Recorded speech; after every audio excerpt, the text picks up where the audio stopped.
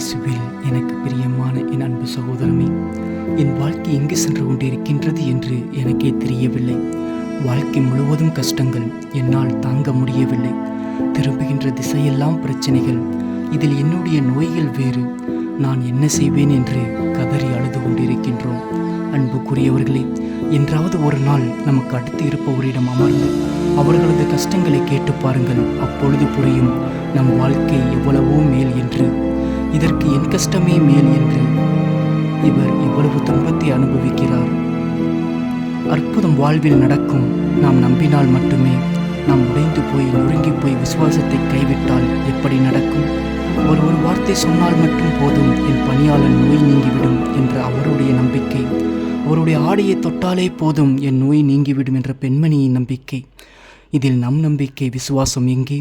உயிருள்ள இறைவன் மீது நம் தாகம் இருக்கட்டும். அற்புதம் தானாக நிகழும். ஆமேன்.